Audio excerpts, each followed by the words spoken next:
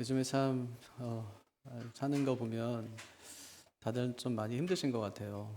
나라도 힘들고 개인도 힘들고 사업하시는 분들도 자영업자들 도 많이 힘드시고 아침에도 일부 예배 마치고 어느 집사님하고 이야기 나누는데 요즘에 자영업자들 너무 힘들다고 제 거래처가 연락해보면 다 폐업했고 또 폐업했고 그렇대요. 정말 그만큼 이제 많이 힘든 거예요. 힘든 중에도 우리가 그래도 버티고 살 수 있는 힘이 또 하나님께 있지 않나 하고 또 생각합니다. 힘든 중에도 늘 말씀 붙들고 기도하며 그렇게 살아가시기를 바래요. 인생 원래 힘든 거예요. 그리고 인생은 안 힘들지 않아요. 다 힘들지. 뭐 나만 힘든 것도 아니고 다 힘들어요. 말을 안 해서 그렇지. 근데 그걸 이제 잘 버티고 가는 게 또 신앙이니까 어떻게든 잘 견디세요. 하나님 나라 갈 때까지 견디면 돼요. 우리는 견디면 다 이제 나중에 좋은 일 생겨요. 우리 죽으면 그땐 진짜 완전히 좋은 일. 예. 음, 오래 살아가면 오래 또 살면서 말씀 열심히 또 읽으면서 살았으면 좋겠어요. 제가 제일 기쁘고 감사할 때가 우리 집사님들이 성경 읽고 있다고 할 때, 매일 성경 읽는다고 할 때, 그때 참 기뻐요. 하나님 말씀에 은혜 받고 있다고 할 때, 그때 참 기뻐요. 거기서 힘이 나오거든요. 우리 안에 생명이 들어오면 힘이 생기죠. 생명이 사라지면 힘이 사라지거든요. 근데 하나님 말씀은 생명이에요. 생명이 들어오면 힘이 나게 돼 있어. 그 생명을 자꾸 넣으세요, 안으로. 생명을 넣는 비결은 어떻게 하는 거예요? 열심히 읽고, 듣고, 하는 거예요. 열심히 읽고, 듣고, 뭐 암송도 하고, 공부도 하고, 그렇게 하는 거예요. 그러면 나중에 이제 힘이 생기니까, 그럼 이제 살아갈 용기가 생기거든요. 하나님이 함께 하신다 하는 믿음이 생기기 때문에. 일하면서도 늘 기도하고, 늘 말씀으로 하루 시작하고, 짧은 시간이라도 늘 말씀 읽고, 기회가 되면 항상 성경을 가까이. 그게 여러분을 살리는 거예요. 가정을 살리는 일이고, 또 하나님 나라 세우는 일이니까 꼭 그 일에 열심을 내시기를 바랍니다. 우리 지난주에는 무슨 얘기했어요? 지난주엔 두 사람, 또 두 나무, 그 다음에 두 운명. 두 사람은 누구누구라고 그랬어요? 아담과 예수님. 근데 아담은 뭐였대요? 아담은 불순종했어요. 그래서 뭘 가져와요? 죄와 사망을 가져와요. 근데 예수님은 순종하죠. 죄와 사망을 어떻게 바꿔줘요? 생명과 은혜로 바꿔주죠. 은혜와 생명으로 예수님이 바꿔줘요. 이게 어디서 시작돼요? 이 일이 두 나무에서. 하나는 에덴의 나무, 또 하나는 십자가 나무. 에덴의 나무는 진짜 이 욕망의 근원이에요. 거기가. 하나님처럼 될 수 있어? 와, 그럼 내가 하나님처럼 돼야지. 그 방법이 굉장히 쉬워요. 그냥 평소에 먹던 그 열매를 따 먹듯이 먹으면 끝나는 거예요. 굉장히 어렵거나 노력해서 되는 게 아니라 그냥 보이는 거 그냥 따서 먹으면 하나님처럼 될 수 있대요. 그냥 여기에 손대면 나 진짜 엄청나게 성공할 수 있어. 이런 유혹하고 똑같거든요. 저도 가끔 가다가 이제 전화가 와요. 땅 좋은 거 나왔다고. 땅 좋은 거 어디 지방에 나왔으니까 분할해서도 파니까 꼭 사시라고. 나중에 이제 그게 나중에 큰 뭐 대박 난다 이러거든요. 그 노력해서 되는 건 아니니까 돈만 있으면 사면 나중에 그 말대로라면 뭐 10배, 20배 뭐 이게 커지게 되겠죠. 그런 거예요, 그냥. 에덴의 나무가 그런 거거든요. 탐욕, 정욕. 그래서 나중에 뭘 가져다 주냐면 죄를 가져다 줘요. 근데 예수님은 십자가 나무에서 모든 죄, 인간이 모두 짊어져야 되는 그 죄의 문제를 십자가에서 해결하시고 구원의 길을 열어주시는 것이죠. 그 결과 두 운명이 찾아오게 되었어요. 하나의 운명은 죄와 사망의 운명, 또 하나는 생명과 구원의 운명, 구원으로 나아가게 되었어요. 우리는 어디에 속한 사람입니까? 원래는 죄와 사망에 속한 운명이었는데 우리 예수님께서 은혜와 생명의 운명으로 바꾸어 주셨다. 그렇죠? 그러니까 하나님이 사실 두 대표를 세우신 거예요. 하나의 대표는, 첫 번째 대표는 아담이었고, 아담이 실패하니까 대표 선수를 바꿔줘요. 축구하다 보면 아프잖아요. 쓰러졌어요. 막 쥐가 나고 부상당했어요. 그럼 어떻게 해요? 대표 선수 바꿔주죠. 선수를 바꿔줘요. 그럼 그 자리에 그가 가서 대신 뛰어주는 거예요. 승리를 위해서. 그러니까 아담이 실패했어요. 그러니까 예수님을 두 번째 아담으로 보내세요. 그래서 아담이 실패한 자리에서 예수님께서 그것을 이루면서 이제 살아가게 하시는 거예요.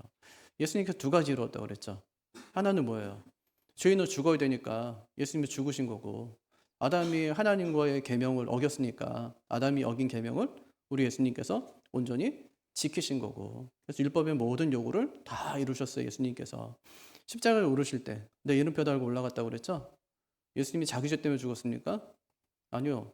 예수님이 만약에 6번의 재판 내 과정에서 하나라도 그 절차를 어겼다면 자기 죄 때문에 죽은 거죠.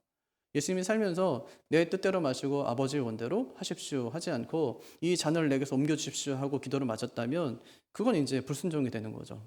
자기 죄 때문에 죽는 거지만 마지막에 기도를 더 바꾸세요. 어떻게 해요? 내 원대로 마시고 아버지의 뜻대로 하옵소서. 예수님은 십자가에 오르실 때 자기 죄 때문에 올라가는 것이 아니라 우리 이름표 달고 우리 대신 올라가셔서 우리 죄를 대신해서 이제 예수님이 죽어주세요. 우리 모든 사람의 죄를 대신해서. 이것은 뭐라고 그랬어요? 신학적으로 내포적 대신 이렇게 불렀다고 그랬잖아요. 그렇게 우리가 구원을 받은 거예요. 그럼 우리는 어떻게 살아야 돼요? 누구를 선택하고 어느 길을 가야 돼요? 누구를 선택해요? 두 사람 중에 누구 선택해요? 예수님을 선택하고. 두 나무 중에 어떤 나무를 바라봐요? 십자가 나무 바라보고. 두 운명 중에 어떻게 해요? 은혜와 생명의 길을 가는 우리가 되기 바랍니다. 그게 이제 5장에 관한 내용이라고 그랬어요. 그러니까 아담하고 예수님을 대조하면서 죄와 은혜의 본질에 대해서 설명합니다. 이 아담의 범죄로 인해서 죄와 사망의 권세 아래 놓여 있던 우리가 예수 그리스도를 통해서 은혜와 생명의 자리로 옮겨졌다. 여기까지가 5장. 6장은 그럼 뭐겠어요?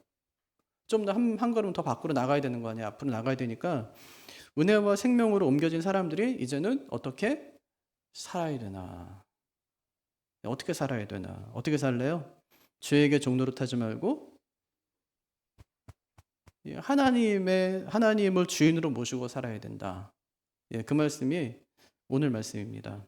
오늘 읽은 말씀은 제가 이렇게 한번 설명해 볼게요. 이야기로. 한 청년이 있었어요. 근데 아주 큰 빚을 졌어요. 그래서 빚을 갚기 위해서 아주 고된 노예 생활을 하는 거예요. 근데 그의 주인은 엄청 혹독한 사람이 아주 잔인하고 매일같이 그를 착취하고 막 괴롭히고 그러는 거예요. 청년은 이 죄책감 또 두려움 속에 늘 살면서 자유에 대한 그 소망마저 늘 희미해져가는 그런 삶을 살아가고 있었습니다. 근데 어느 날 낯선 한 사람이 찾아온 거예요. 그 사람이 청년에게 말합니다. 네가 갚아야 되는 모든 빚을 다 갚아줄게. 그리고 너를 이곳에서 자유롭게 해줄게. 하지만 이제부터는 나를 따라야 돼. 이렇게 얘기하는 거예요. 그 말을 듣는 청년이 고민하기 시작했어요. 뭐가 옳은 것인가? 그리고 선택하죠. 낯선 사람을 따라서 이제 새로운 삶을 살겠다. 이런 결정을 하는 겁니다. 이런 새로운 삶은 이전과는 완전 달랐습니다. 이제 그는 잔혹했던 옛 주인을 떠나서 사랑과 은혜로 다가오는 새 주인 아래서 이제 살아가게 된 거예요. 새 주인은 그를 억압하지 않습니다. 오히려 그의 상처를 어루만져주고 회복시켜주고 진정한 쉼과 평안을 제공해 주었습니다. 그리고 그에게 새로운 삶의 목적을 알려주는 거예요. 이렇게 말했어요. 자네는 더 이상 노예가 아니라 자유인이네. 하지만 이 자유는 내가 자네를 위해 한 일을 기억하며 나와 함께 살아갈 때 진정한 의미가 있다네. 그 말을 들은 청년은 참된 자유란 마음대로 행동하는 것이 아니라 사랑과 은혜로 구속해 준 분의 뜻을 따라 살아가는 삶임을 깨닫게 되었다는 것이 오늘 말씀의 내용이에요. 오늘 말씀 좀 알겠는데 이 이야기는 좀 헷갈리네요. 그죠? 6장은 한마디로 말하면 주의 종이었던 우리를 그리스도께서 의의 종으로 만들어 주셨다. 그러니까 죄의 종이었을 때는 죄가 시키는 대로 살아야 되잖아요. 하라고 하는 대로. 그러니까 죄 안 지을 수 있어요? 죄의 종일 때는 죄를 안 지을 수가 없어요. 왜요? 죄의 종이니까 죄가 시키는 대로 해야 돼요. 근데 이제는 죄의 종이 아니에요. 의의 종이 되었어요. 죄하고 상관없네요. 그럼 죄가 우리한테 너 죄 지어 이렇게 시킬 수 있나요? 시킬 수는 있겠죠. 근데 우리는 하지 않아도 되는 권리를 갖게 된 거예요. 그렇게 되었다는 말이에요. 그래서 우리는 죄의 권세 아래 있지 않고 은혜 아래 있게 되었다. 이것이 오늘 말씀의 내용입니다. 어떻게 살라는 거예요? 그래서 첫 번째가 죄에 대해 죽은 자로 살라. 어떻게 살아요? 죄에 대해 죽은 자로 살라. 여러분 죄에 대해 죽었어요? 살았어요? 하나님의 죄에 대해 죽었다 이렇게 선언하셨는데 그래도 죄에 대해 살았어요? 그럼 하나님과 상관없는 사람이죠. 하나님은요 너는 죄와 이제 상관이 없어 이렇게 말씀하세요. 죄와 우리 상관없는 사람이에요. 전도할 때 예수님의 십자가에서 죽으심으로 우리의 모든 죄가 다 용서받았습니다. 이렇게 얘기하거든요. 그럼 그 말을 들은 사람이 아이 그럼 뭐 착하게 살 필요 없겠네요. 이렇게 대답해요. 계속 나쁜 짓 하다가 나중에 한 번에 용서받으면 되죠. 이렇게 이제 얘기하는 거예요. 그럼 만약에 그렇게 할 수 있다면 바울의 말대로 죄가 더한 곳에 은혜가 더 넘치는 거죠. 근데 그렇게 할 수 있나요? 예수 믿는 우리가 계속 막 죄를 짓다가 마지막에 회개하고 구원받을 수 있어요? 그렇게 할 수 있나요? 그 질문에 대한 대답이 1절과 2절이에요. 볼까요? 진짜 가능한지? 계속 죄 짓고 살다가 마지막에 회개하면 되지. 그게 가능한가요? 1절과 2절 시작. 그런즉 우리가 무슨 말 하리요? 은혜를 더하게 하려고 죄에 거하겠느냐? 그럴 수 없느니라. 죄에 대해 죽은 우리가 어찌 그 가운데 더 살리요? 보세요. 죽기 10분 전까지 계속 죄를 짓다가 죽기 전에 회개하면 우리가 구원 받을까요? 못 받을까요? 진정으로 회개했다면 받겠죠. 예. 근데 만약에 자기가 구원을 통제하는 것처럼 회개하고 싶을 때 회개하려 한다면 그 회개가 진정한 회개가 될 수 있을까요? 이렇게 한번 물어보세요. 내가 죽기 10분 전에 그때까지 막 죄 짓고 내 마음대로 막 살다가 나 이제 10분 남았을 때 그때 내가 내 운명을 결정할 거야. 이게 가능하냐고요.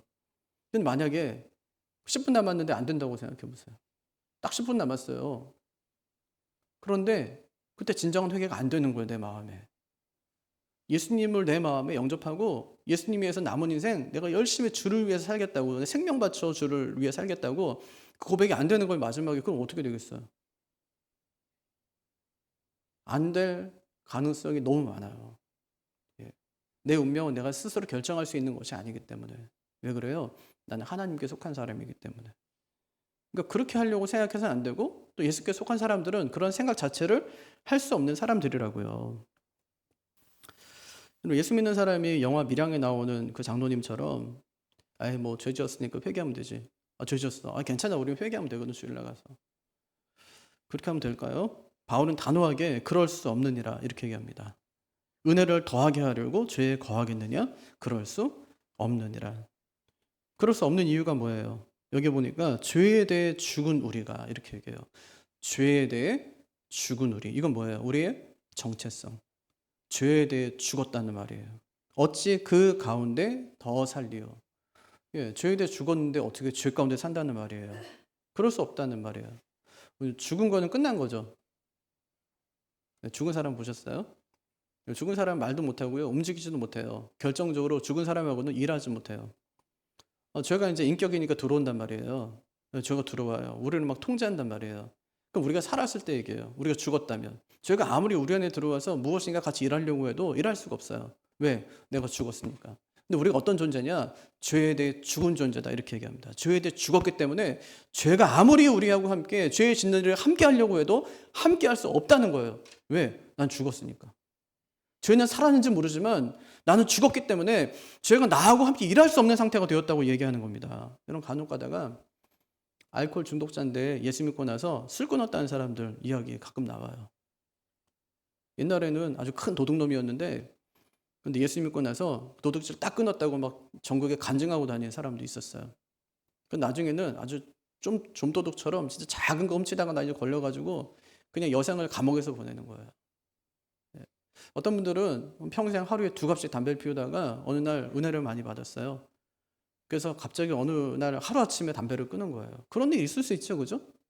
얼마든지 그런 일이 있을 수 있는 거예요. 하지만 죄에 대해 죽었다는 말은 그 정도가 아니에요. 이것은 죄에 대한 무반응을 말하는 것이 아니에요. 그럼 예수 믿고 나면은 죄에 대해서 막 무감각해지고 뭐 반응하지 않고 그렇게 되나요? 그렇지 않아요. 죄가요 끊임없이 우리에게 쾌락을 줍니다. 그래서 훔친 사과가 더 맛있대잖아요.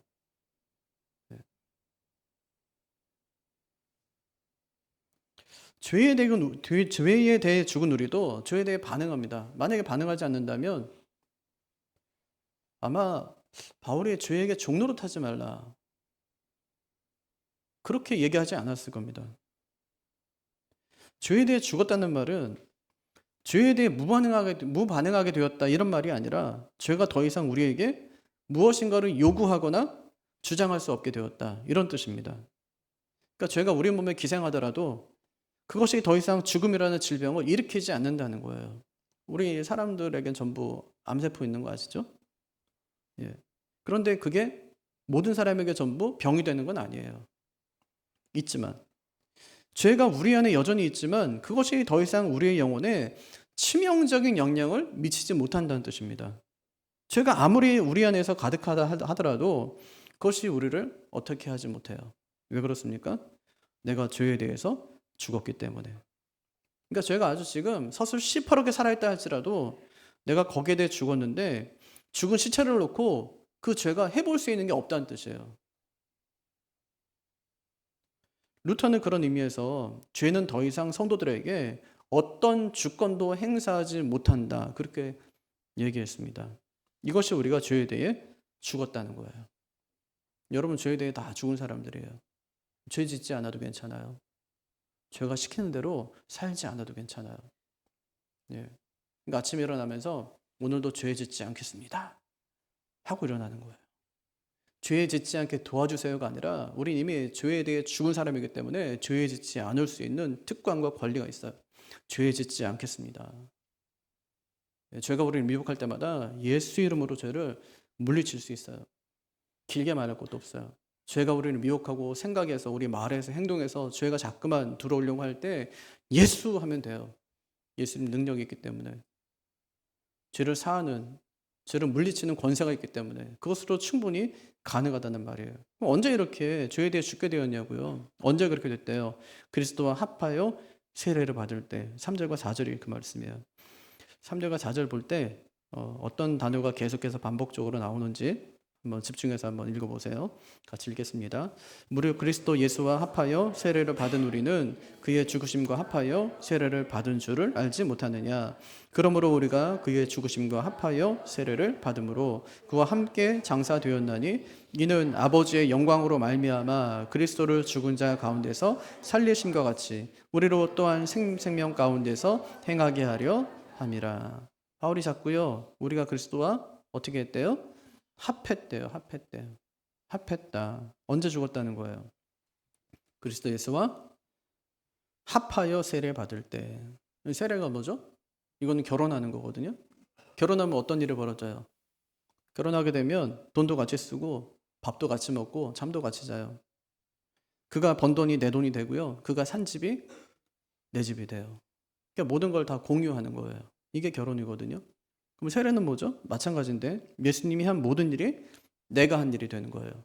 예수님의 죽음이 내 죽음이 되고 예수님의 부활이 내 부활이 되는 거예요. 예. 그래서 예수님이 죄에 대해 죽었을 때 나도 함께 죽었다 이렇게 말할 수 있는 거예요. 그거를 5절에서 연합이라는 말로 설명하거든요. 볼까요? 연합. 시작. 만일 우리가 그의 죽으심과 같은 모양으로 연합한 자가 되었으면 또한 그의 부활과 같은 모양으로 연합한 자도 되리라. 이게 연합의 결이에요. 예수님이 죽으실 때 나도 같이 죽었다는 말이에요. 그걸 잘 설명해 주는 말씀. 갈라디아서 2장 20절. 내가 그리스도와 함께 십자가에 못 박혔나니. 그러니까 예수님과 함께 못 박혔네요. 그죠? 예수님만 십자가에 그냥 매달아 놓고 나는 아무것도 하지 않는 것이 아니라 예수님이 십자가를 못 박으실 때 우리 어떻게 했어요?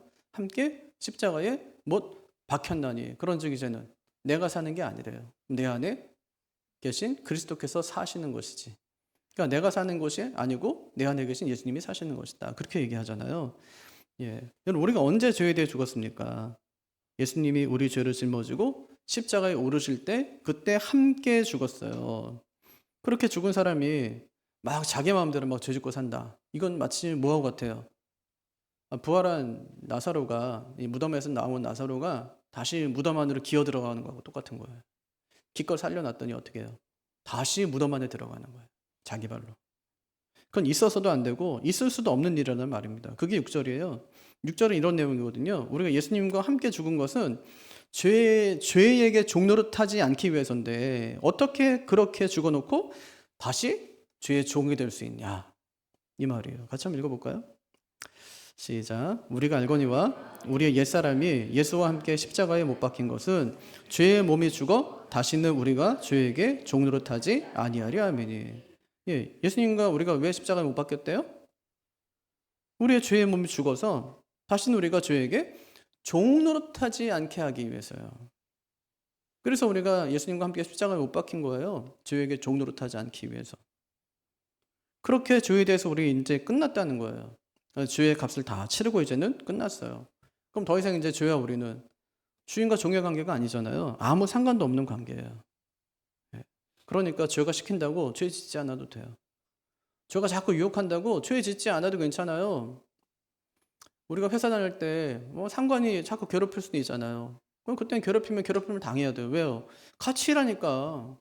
근데 너무 더러가지고 내가 사표 냈어요. 그 집에 왔어. 근데 그 다음날 또 전화해서 괴롭히는 거야. 그럼 어떻게 하면 돼요? 욕을 한 바가지 해주면 되죠. 그죠? 상관없으니까. 네가 나한테 할 수 있는 게 아무것도 없거든요. 그때는. 죄의 종으로 있을 때는 죄가 시키는 대로 해야 돼요. 죄의 종이니까, 노예니까. 근데 노예가 아니고 이제 죄와 상관이 없는 사람이 되었다. 죄에 대해 죽었으니까 이제는 상관이 없으니까 아무리 네가 뭐 해보려면 한번 해봐라. 죄가 내 몸을 내어줘도 죄가 나를 위해서 할 수 있는 것이 아무것도 없어요. 잠깐 미혹할 수는 있겠죠. 그 미혹되면 잠깐 넘어질 수는 있겠죠. 완전히 쓰러뜨리진 못해요. 왜요? 난 죄에 대해 죽은 사람이니까. 죽었어요. 해볼 수가 없다고. 해보려고 해도 해볼 수가 없어요. 죄에 대한 빚이 다 청산됐다는 말이에요. 그런 관계가 되었어요. 컴퓨터 사용하다 보면 간혹 가다가 바이러스가 침투할 때 있거든요. 그러면 그 바이러스를 잡아내는 백신이 이제 그 프로그램이 막 가동하기 시작해요.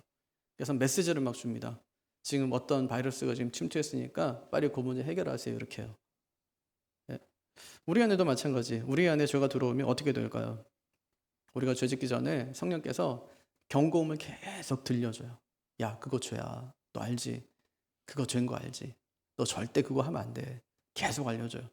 죄 지으려고 할 때 생각하지 않아서 그렇지, 자꾸 잊어버리려고 하니까 그렇지, 성령께서 너 거기로 가면 안 되는 거 알지? 너 그거 하면 안 되는 거 알지? 계속 알려주세요.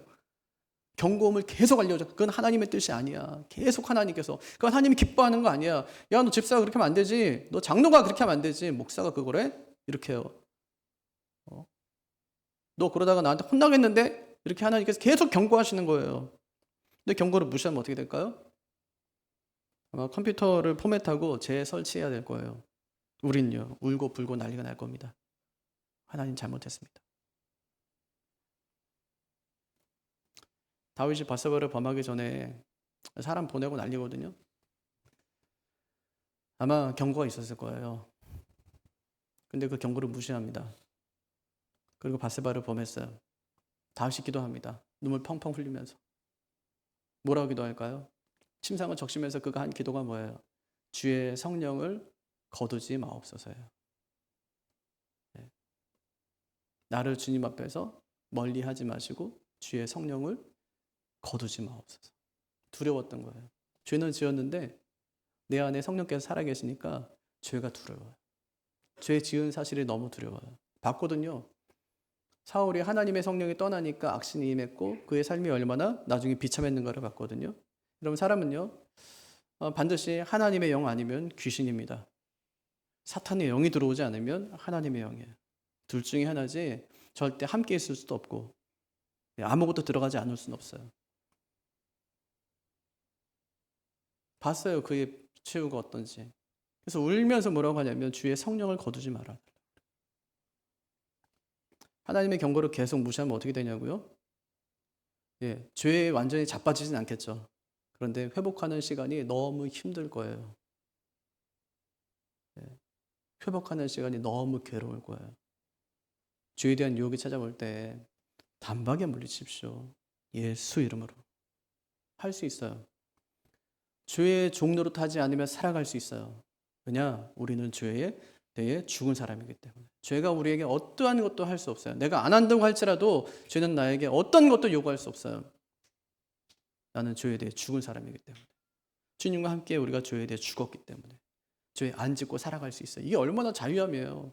죄에 안 짓고 살아갈 수 있다. 이게 얼마나 우리에게 주시는 하나님의 큰 해방입니까? 죄를 안 짓고 살아갈 수 있다는데. 복음 중에 복음 아니에요? 죄를 안 짓고 살 수 있다니. 사람이 죄를 안 짓고 살 수 있다니. 죄를 안 짓고 살 수 있어요. 그 자리가 버스든 전철이든 길가든 죄에 대한 생각이 밀려올 때 그 자리에 무릎 꿇고 주님 하고 부르면 죄가 떠나가요. 예수 이름의 능력이 있기 때문에. 죄는 우리를 완전히 망가뜨릴 수 없습니다. 잠시 미혹할 수 있을지 모르지만 완전히 망가뜨릴 수는 없어요. 그 이유가 11절이에요. 왜 그런지 보세요. 11절 시작. 너희도 너희 자신을 죄에 대하여는 죽은 자요 하나님께 대하여는 살아있는 자로 여기라. 여러분, 여기서 여기라는 말은 뭐냐면 이게 신약에 한 41번 나오거든요. 41번 나와요. 바울이 로마서에만 19번을 사용합니다. 그렇게 생각해봐 또는 가정해봐 이런 뜻이 아니라 사실이 그렇다는 거예요. 너희 자신이 죄에 대하여는 죽은 자요 하나님께 대하여는 살아있는 자가 확실하다 그런 뜻이에요. 확정적이에요. 그럼 우리가 죄에 대해 죽고 하나님에 대하여 산 자가 되었습니다. 그럼 살아있어야 뭘 해볼 거 아니에요. 죄에 대해 죽었으니까 죄는 우리한테 뭐 해보려고 해도 해볼 수가 없어요. 근데 하나님께 대해 살아있으니까 하나님 우리 데리고 뭘 해볼 수 있는 게 있어요. 살아있으니까. 우리가 이렇게 죄의 지배로부터 벗어나서 의롭게 되었다 이 말이 7절이에요. 7절에 보니까 죄의 지배로부터 우리가 벗어나서 의롭게 되었다 이렇게 선언합니다. 의롭게 되었어요. 그럼 어떻게 살아야 돼요? 의롭게 되었으니까 죄에 대하여는 죽은 자로 살아가야 돼요. 죽었어요. 죄에 대해. 죄에 짓지 않아도 괜찮아요. 죄가 아무 힘이 없어요. 죄 앞에만 가면 우리는 그냥 죽은 사람이 돼요. 제가 뭘 해보려고 해도 해볼 수 없는 게 우리입니다. 우리가 그런 존재임을 잊지 마세요. 요건 근데 약간 좀 소극적이죠?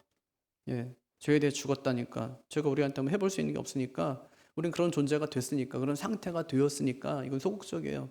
좀 적극적으로는 어떻게 살아요? 그러니까 악의 도구, 죄의 도구가 아니라 의의 도구로 살아야 된다. 예, 그게 두 번째 포인트. 의의 도구로 살아야 된다. 근데 그렇게 살려고 할 때 주의해야 될 게 있대요. 그 12절이에요. 뭘 주의해야 되냐? 같이 읽어볼까요? 그러므로 너희는 죄가 너희 몸을 죽을 몸을 지배하지 못하게 하여 몸의 사욕에 순종하지 말고. 예, 죄가 너희 몸을 너희 죽을 몸을 지배하지 못하게 하여 몸의 사욕에 순종하지 말고. 예, 우리가 죄에 대해 죽었다고 더 이상 죄의 욕구를 느끼지 않는 건 아니에요. 죄에 대한 욕구를 느끼거든요. 근데 어떻게 해야 돼요? 싸워야죠. 그래서 늘 싸움이 일어나는 거예요. 12절을 보니까 죄가 지배하는 장소를 말하고 방법도 알려줘요. 장소가 어디래요? 죄가 지배하는 장소. 너희 죽을 몸. 우리 몸이네요. 몸뚱아리, 그죠? 우리 몸. 방법은 뭐예요? 몸의 사욕. 이 사욕은 정욕이거든요. 사실 우리가 예수님과 함께 십자가에 못 박혔을 때 정욕과 탐심은 십자가에 못 박았습니까? 안 박았습니까? 그때 갈라디아서 2장 20절. 정욕과 탐심도 역시 십자가에 못 박았느니라. 박았어요. 근데 박혔는데 분명히 십자가에 못 박혔는데 우리 안에 아직 남아있는 것이 있단 말이에요. 이 몸의 사욕. 이게 남아있어요. 그래서 죄가 자꾸 그것을 파고들어요. 어딜요? 우리의 몸과 마음을. 그러니까 이게 전인격이에요. 전인격을 파고드는 거예요. 그래서 뭐라고 합니까? 이렇게 파고드니까 13절 시작. 또한 너희 지체를 불의의 무기로 죄에게 내주지 말고 오직 너희 자신을 죽은 자 가운데서 다시 살아난 자 같이 하나님께 드리며 너희 지체를 의의 무기로 하나님께 드리라. 너희 지체를 누구한테 내주지 말고 죄에게 내주지 말고 누구한테 내주래요? 하나님께 내주래요. 지체는 몸과 마음이니까. 그러니까 우리의 싸움은 내 몸과 마음을 누구한테 내줄 거냐 이 싸움이에요. 누가 쓰도록 내 몸을 내줄 거냐, 죄에게 내줄 거냐 아니면 하나님께 내줄 거냐, 둘 중에 하나예요. 예수 믿는 사람 중에서 가끔가다 자신을 죄한테 내준 사람이 있어요. 쾌락에 내주고 돈한테 내주고 헛된 욕망에 내주는 거예요. 근데 거기서는 선한 것이 아무것도 일어나질 않아요. 왜 그러냐? 죄에 대해 죽었으니까. 내줬는데 아무 일 일어나지 않는다니까요. 죄가 내 안에 들어왔어요. 뭔가 해보려고 하는데 안 돼요. 암덩어리가 죽은 사람한테 들어갔어요. 있다고요. 근데 뭘 해보려고 하는데 안 돼요. 뭐 같이 일할 수 있는 게 있어야죠. 같이 일할 수 있는 게 없어요. 암덩어리니까 암은 있는데 뭘 해볼 수 있는 게 없으니까 일이 안 돼요. 일이 안 돼요. 이놈을 내가 어떻게 해서 죽이려고 하는데 죽일 수가 없어요. 이미 죽은 놈을 어떻게 또 죽입니까? 난 너에 대해 죽었다. 선언하는 거예요. 그래서 너희 지체를 죄에게 내주지 말라. 이거를 현재 시제로 말해요. 죄에게 내줘봤자 실패한다 그런 뜻이에요. 아무 일도 일어나지 않는다. 우리는 죽은 게 아니라 산 데 내줘야죠. 누구한테 살았습니까? 하나님께 대하여 살지 않았어요? 그래서 바울이 우리를 하나님께 드리라. 무슨 얘기예요? 하나님의 처분에 맡겨라. 우리 인생을 하나님의 처분에 맡겨라 이런 뜻이에요. 그렇게 하면 엄청난 일에 쓰임받게 되는 거예요. 그것을 바울이 의의 무기다 이렇게 얘기합니다. 의의 무기.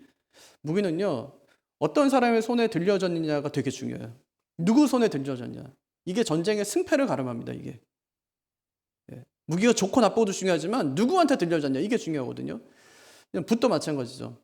붓이 그냥 뭐 미술의 밑자도 모르는 사람한테 붓이 들려지면 엉망이에요. 그냥 뭐 무슨 그림 그렸는지 보고 싶지도 않아요. 그런데 정말 거장의 손에 들려지면 예술 작품이 나오는 거예요. 거기서. 아니 물맷돌하고 그 돌을 하나 있잖아요. 물매하고 돌하고 그거 이거 뭐 어린애가 갖고 있으면 그냥 장난감도 아니고 이거 위험한 물건이 되지만 하나님 손에 붙들리니까 그게 들려지니까 거인을 이기는 전쟁의 수단이 돼요. 누구 손에 들려졌느냐? 뭐라고 하냐면 너희가 의의 무게가 돼서 하나님의 손에 들려지게 하라는 말이에요. 하나님께서 우리를 쓰시면 어떻게 될까요? 두 가지예요. 하나는 하나님의 뜻을 이루는 도구가 되겠죠. 하나님의 뜻을 이루는 도구. 우리가 가진 시간, 능력, 몸, 마음 들을 때 그것이 더 이상 우리의 유익이나 죄의 도구로 사용되지 않습니다. 하나님의 선한 목적을 이루는 도구가 되는 거죠. 우리의 손은 하나님을 섬기는 그 섬김의 손이 되고 우리의 발은요, 복음을 전하는 발이 되겠죠. 이렇게 드리는 겁니다. 두 번째, 거룩한 삶의 열매를 맺는 거예요. 지체를 하나님께 드린다는 말은 우리 삶 전체를 하나님의 처분에 맡기는 거예요. 그냥 하나님 좀 살든지 죽든지 뜻대로 하소서 이렇게 해요. 마음대로 하세요. 저희 이제 하나님 마음대로 하세요. 예, 마음대로 쓰세요 이거죠. 하나님 마음대로 쓰세요. 아니, 골라가면서 하는 게 아니라 필요하면 하나님 마음대로 쓰세요. 저 갖다가 마음대로 쓰세요. 저 하나님 거니까. 아니 처분에 맡겨야 되는데 그 직분 받는 거 아니에요? 처분에 안 맡겨 우리는. 아골골짝 빈들에도 복음 들고 아우리다. 우린 그런 준비가 안 돼 있어요. 예, 우린 죄에 대해 죽은 건 맞는데 하나님의 손에 붙들리진 않은 거예요. 아이 뭐 거기 가면 되겠어. 뭐 나는 그거 못한다고 이렇게 해요. 하나님 손에 들려지면 하나님이 쓰실 것을 믿고 하나님의 놀라운 역사가 일어날 텐데 항상 우리는 여러 가지 생각해요. 너무 여러 가지 생각해요. 그냥 처분에 맡기면 되는데 그냥 살든지 죽든지. 여러분 우리가 잘 안 죽습니다. 근데 사람이 아세요? 잘 안 죽어요. 웬만하면 안 죽어요. 그리고 쉽게 망하는 것도 아니에요. 사람이. 하나님 손에 뭐 들려진다고 해서 뭐 저기 선교사 나고 이런 것도 아니에요. 하나님도 뭐 다 사람 보는 눈이 있는데 아무나 갖다가 안 써요. 하나님이. 저도 어릴 때 저 하나님 선교사 뭐 이런 했거든요. 저희 아버지가 딱 한마디 그렇게 먹어가지고 선교사 하겠다 그러더라고요. 저는 선교사 뭐 보내면 가야 되지만 그렇게 먹어서 무슨 선교사 하겠어요. 진짜로. 안 먹는 돈 많고 막 그런데 해외여행 가는 게 두려운 게 뭐냐면 먹는 것 때문에 두려우니까 이게 뭐 갈 수 있겠어요? 하나님 처분에 맡기는 거예요. 그럴지라도 하나님 처분에. 이렇게 맡겨진 인생에 대해 바울이 이렇게 말합니다. 죄가 너희를 주장하지 못하리니 이는 너희가 법 아래 있지 아니하고 은혜 아래 있음이라. 하나님의 손에 붙들린 인생을 향해 어떤 약속 주십니까? 죄가 너희를 주장하지 못할 것이다. 우리 이미 죄에 대해 죽은 자죠? 이것은 단지 과거의 사건에 머무는 게 아니라는 말이에요. 미래가요. 지금 현재의 시대 속으로 지금 뚫고 들어오는 거예요. 미래가. 죄가 영원히 너희를 주장하지 못할 것이다. 이렇게. 앞으로도요. 앞으로도. 우린 죄에 대해 죽었어요. 앞으로도 죽을 거예요. 왜냐? 하나님이 그렇게 하셨어요. 예수님이 십자가에서 죽으실 때 그렇게 하셨어요. 왜 그런지 그 이유를 설명합니다. 어떻게 그렇게 됐는지. 이는 너희가 법 아래 있지 아니하고 은혜 아래 있기 때문이다. 여러분 왜 죄가 우리를 주장하지 못할까요? 우리가 법 아래, 다시 말하면 죄의 권세 아래 있지 않고 은혜 아래 있기 때문이다 얘기합니다. 우리는 죄의 종 아니에요. 주의 종이지. 우리는 마귀말 듣는 사람 아닙니다. 하나님 말씀 듣는 사람이지. 그래서 더 이상 죄가 우리를 주장하지 못한다는 거예요. 그럼 무엇이 우리 이끌까요? 은혜예요. 그 은혜 아래서 우리의 전 존재를 하나님의 손에, 하나님의 처분에 맡기는 것이 우리라는 말이에요. 죄의 도구로 사용되는 것이 아니라 의의 도구로 하나님 손에 붙들려서 하나님의 처분대로 하나님의 쓰시는 대로 사용되는 것이 우리라는 말이에요. 그러니까 죄에 대해 죽은 자로 하나님께 대하여는 산 자로 우리 자신을 하나님께 온전히 맡기라 이렇게 말하는 거예요.